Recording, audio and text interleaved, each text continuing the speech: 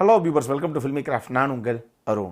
இந்த எபிசோடில் ஒரு தெலுங்கு ஆக்ஷன் காமெடி படமாக தமிழ் டப்பிங்லேயே இப்போ ரீசெண்டாக வெளியாகிருக்கிற சங்கராந்தி கே வஸ்துன்னாம் படம் எப்படி இருக்குது அப்படின்னு தான் இங்கே நம்ம பார்க்க போகிறோம். இந்த படத்தில் நம்ம கதாநாயகன் வெங்கடேஷ் இருக்காப்லையே, அவர் ஒரு போலீஸ் ஆஃபீஸராக இருந்து கடைசியாக ஒரு கட்டத்தில் அந்த வேலையே வேணாம் அப்படின்னு தூக்கி போட்டு இப்போ ஐஸ்வர்யா ராஜேஷை கல்யாணம் பண்ணி 4 வருஷத்தில் இப்போ 4 பிள்ளைங்க அவருக்கு. அவர் மட்டுக்கு சந்தோஷமாக ஒரு பக்கம் வாழ்ந்துக்கிட்டு இருக்காப்புல. ஆனால் இவர் போலீஸ் ஆஃபீஸராக இருந்தப்போ இவருக்கு ஒரு காதலும் இருந்தது. அந்த காதலி தான் மீனாட்சி சௌத்ரி. இப்போ படத்துடைய ஆரம்பத்திலேயே ஒரு எம்என்சி கம்பெனியுடைய சிஇஓ ஒருத்தர் சிஎம்ஐ பார்க்க வர்றாப்புல. ஒரு கட்டத்தில் சந்தர்ப்ப சூழ்நிலை காரணமாக அந்த ஆளை கடத்துது ஒரு கும்பல். இப்போ கடத்தின கும்பல் ஒரு ஆளை ரிலீஸ் பண்ணு, அப்போத்தான் நான் இந்த சிஇஓவை விடுவேன் அப்படிங்கிற மாதிரி நம்ம முதலமைச்சரே மிரட்ட ஆரம்பிக்கிறாங்க. இப்போ நமக்கு இங்கே பிரச்சனை என்ன அப்படின்னா, எப்படியாவது அந்த சிஇஓவை பிரசன்ட் மீடியாவுக்கெல்லாம் அவர் கடத்தப்பட்டாருங்கிற விஷயம் வெளியே போகிறதுக்குள்ள இவங்களுக்கே தெரியாமல் திருப்பி மீட்டு கொண்டு வரணும். அது யாரால முடியும் அப்படின்னா, நம்ம கதாநாயகன் வெங்கடேஷால் மட்டும்தான் முடியும். ஆனால் அவர் கூப்பிட்டா கூட வரமாட்டாருங்க. ஏன்னா அவரை அவமானப்படுத்தி அந்த அளவுக்கு அவர் சோதிச்சு தான் வேலையை விட்டே கடைசியில் அந்த ஆள் போயிருக்காரு அப்படின்னு சொல்ல போக, மீனாட்சி சௌத்ரி இல்லை, அந்த ஆள் என்னுடைய எக்ஸ் தான், ஒன்றும் கவலைப்பட தேவையில்லை, நான் போய் அந்த ஆளை கூப்பிட்டு வரேன் அப்படின்னு சொல்லி இவங்க போகிறாங்க கதாநாயகனை கூப்பிடுறதுக்கு. இதுக்கப்புறம் இந்த கதையில் அடுக்கடுக்காக அரங்கேறின சம்பவங்கள் தான் இந்த படத்துடைய மொத்த கதையை. நம்ம எப்பயுமே சொல்கிறது உண்டு, காமெடி அப்படிங்கிறது it's always been a serious business. அது பார்க்குறதுக்கு ரொம்ப ஜாலியாக தெரியும். நீங்கள் ஒரு எமோஷனலான காட்சியை கூட கிளிசரினை போட்டு பட்டுன்னு ஈஸியாக கன்சீவ் பண்ணிடலாம். பட் காமெடி அப்படி கிடையாது.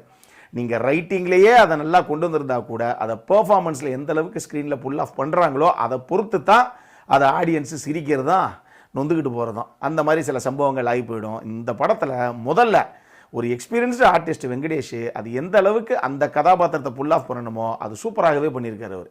அதுவும் குறிப்பாக, ஏன்பா என்னை லவ் பண்ண கடைசியில் பிரேக்கப் ஆகி போச்சு, ஆனால் என்னமோ சாகிற வரைக்கும் உனக்காகவே காத்திருப்பேன் அப்படின்னு போய் கடைசியில் 4 வருஷத்துக்குள்ளே 4 பிள்ளையை பத்துட்டு வந்து நிற்கிறியே அப்படின்னு மீனாட்சி சௌத்ரி அவரை பார்த்து கேட்கும்போது வெங்கடேஷ் ரியாக்ட் பண்ணக்கூடிய அந்த தருணமாகட்டும், ஒரு பக்கம் லவ்வரு, இன்னொரு பக்கம் தன்னுடைய மனைவி, இவங்க 2 பேத்துக்குள்ளே இருக்கக்கூடிய அந்த பொசசிவ்னஸ் அப்படிங்கிற விஷயத்தை அவர் அங்கங்கே காமெடியை கலந்து ஹேண்டில் பண்ண அந்த விதமாகட்டும், ஒரு குடும்பத்தில் மாமனார்லேருந்து சகலைகள்லேருந்து அவவே சல்லிப்பைய மாதிரி ஒரு பக்கம் ஒரு மாதிரி திங்க் பண்ணிக்கிட்டு இருப்பேன். அந்த குடும்பத்துக்குள்ளே இவர் பண்ணுற அந்த குட்டி கலாட்டங்களாகட்டும்னு சொல்லி பெர்ஃபார்மன்ஸில் காமெடியாக எவ்வளவு தூரம் மேக்ஸிமம் அதை புல் ஆஃப் பண்ண முடியுமோ, பெர்ஃபார்மன்ஸை கன்வெர்ட் பண்ண முடியுமோ அதை நீட்டாகவே பண்ணியிருக்காரு வெங்கடேஷ்.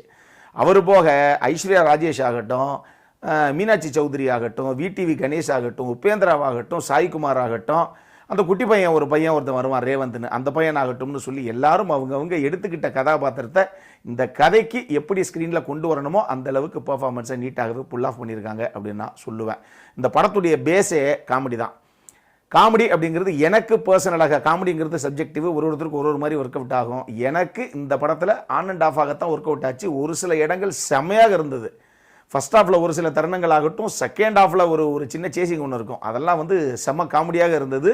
சுந்தர்சி படம் மாதிரி செம்மையாக கொண்டு வந்திருந்தாங்க அந்த ஒரு சில காமெடி சீக்வன்ஸை. ஒரு சில சீக்வன்ஸ்லாம் ரொம்ப ஃப்ளாட்டாக பிளைனாகத்தான் எனக்கு பட்டுச்சு. அந்தளவுக்கு எனக்கு பெருசாக சிரிப்பெல்லாம் வரலை.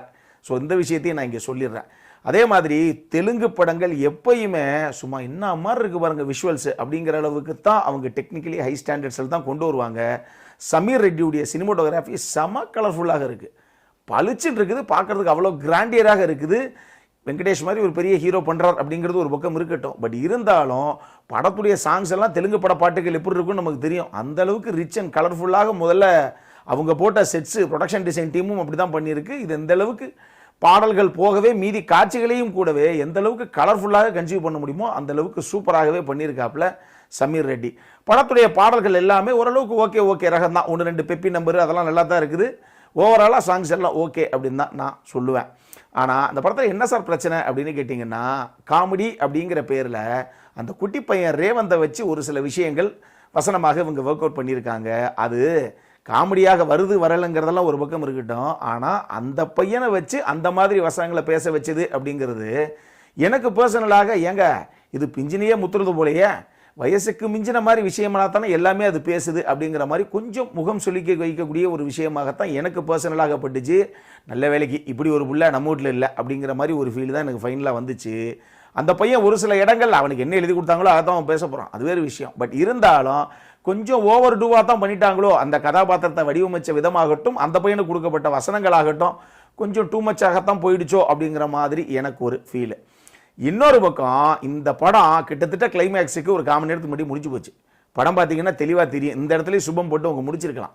தேவையே இல்லாமல் அதுக்கப்புறம் ஒரு பெரிய ஆக்ஷன் பிளாக் ஒன்று, அதுக்கப்புறம் ஒரு பெரிய சென்டிமெண்ட் சீன் ஒன்றுன்னு சொல்லி இதெல்லாம் அந்த கதைக்கு தேவையே கிடையாது.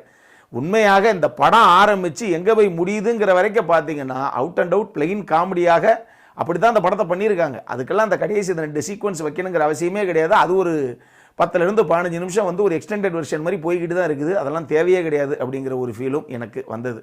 இன்னொரு பக்கம் காமெடி படங்களில் பொதுவாக லாஜிக் பார்க்க மாட்டோம், அது நமக்கு தெரிஞ்ச விஷயம்தான். ஆனால் ஹாய்க்கும் ஹக்குக்கும் வித்தியாசம் தெரியாத அளவுக்கு ஒரு முட்டா பீஸு முரட்டு பீஸு குடும்பமாடா இது அப்படிங்கிற மாதிரி லைட்டாக ஒரு ஃபீல் நமக்கு வரத்தான் செய்யுது. ஏன்னா இன்னைக்கு டேட்டில் ஹாய்ங்கிறதுக்கு கூடயாப்பா அர்த்தம் தெரியாமல் ஒரு குடும்பம் இருக்கும், யோசிச்சு பாருங்க.